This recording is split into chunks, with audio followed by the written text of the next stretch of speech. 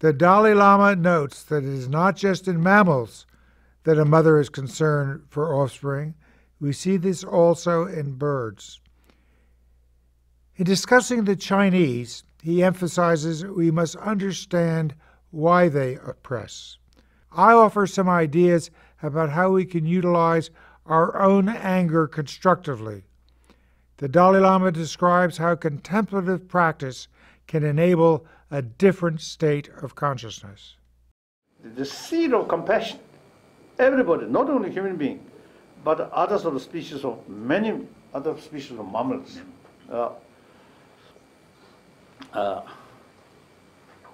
I always say, ask audience, the certain sort of size of brain, certain level of size of brain, which have the ability to develop appreciation. I don't think, like mosquito, no ability to show appreciation. Because you see, some occasion when my mood is positive, and also you see no danger of malaria, then sometimes I give blood to mosquito, and then you should watch, then their body become full and become red, and then few drops of porridge. Some foams. And then fly. No sign of appreciation.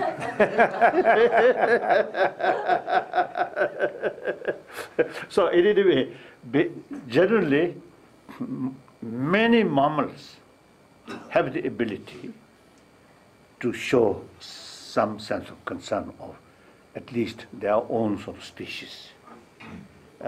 Not only their youngsters or parent youngsters, and particularly those sort of mammals, including birds, their youngsters' survival entirely depend on others' care. They are biologically, you see, equipped the sense of concern of their youngster. So even in some cases, the parent sacrifice their own life for the survival of their offspring. That kind of sort of emotion not come from religion, not come through education, but by biological factor. Yes. No. So now that, we also have that. So that is seed. Then I think you briefly mentioned young children. They don't care their family background. Or they are sort of the different colors or different nationalities. Gradually, grown up, then our intelligence becoming more sophisticated, then account what is faith, what is family background. If I do this, what I will get. Children, I think very few. I'm not so sure, but let's come back to that. So therefore, these are our intelligence becoming more sophisticated. Then usually the potential of basic sort of nature sometimes dominant.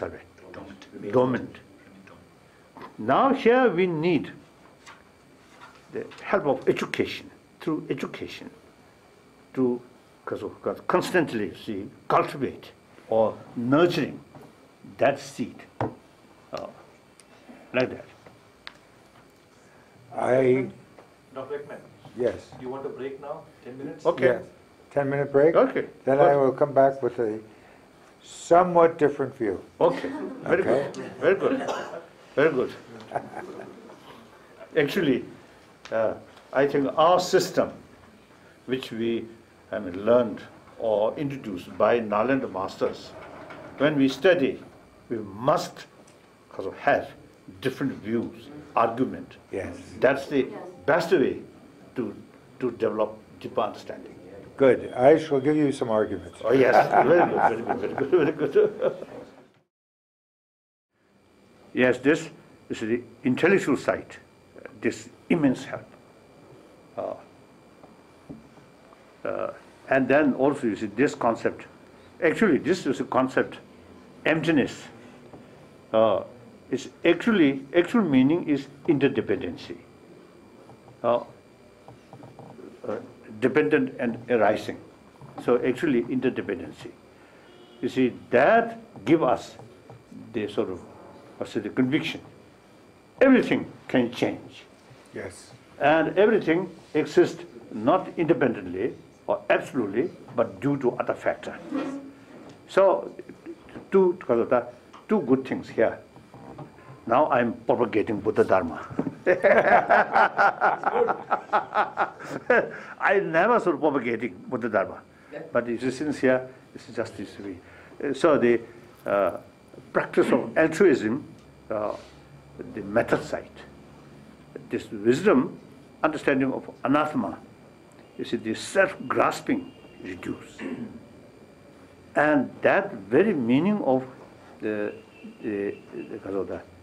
very meaning of emptiness is also absence of independent existence. So things exist due to other factor. That idea widen our perception to look. Some good event or bad event happen. We immediately look. Oh, due to this, this happened. Due to this, this happened.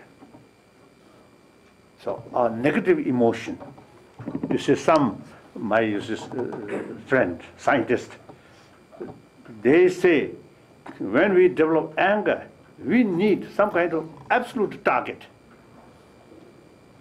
With help of these sort of understanding, things does not exist by independently, but due to other factor, then you lost the independent target. Now, for example, some of the Chinese, you see a lot of, sort of atrocities. If you look, due to many other factors, then the anger or frustration towards that person, that particular sort of group of people or individual,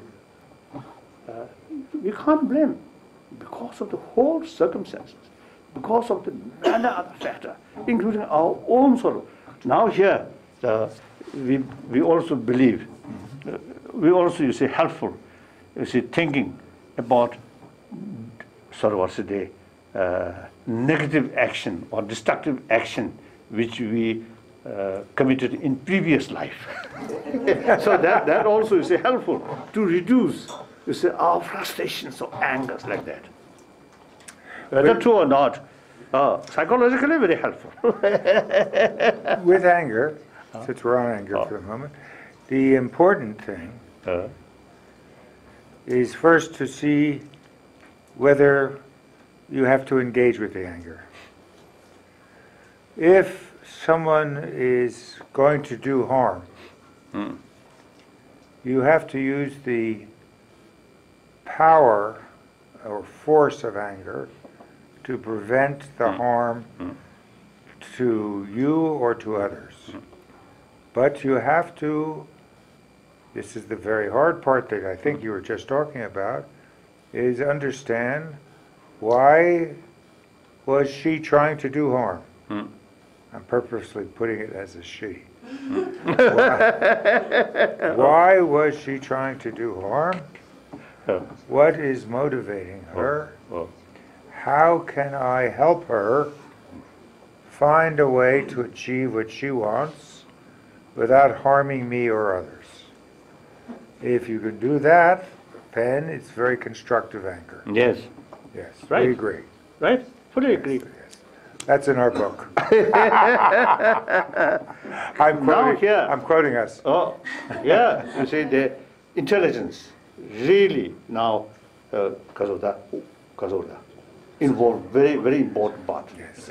As an important role. Yes, when I tell people this, they think for the first time, because they've never thought about anger this way. Right? And whether when they get angry they still remember it, I don't know. But when they're not angry, they think, yes. Oh, that's a very different way. It isn't that anger is bad, it's how I use the anger that's bad. And what is bad is if I let the anger cause me to try to harm the other person. Because then you get an escalation of harm. And but that's not necessary if you understand, but you also have to have a certain level of detachment. Yes. Without that, you get totally absorbed and you act mindlessly. And then people afterwards say, I lost my head. I didn't know what I was doing. Yes, that's right, that's right. So you see, when I usually call emotion. Emotion, there are two kinds of emotion. One emotion, deliberately, because of that, through training, you develop, such as sort of strong emotion of altruism.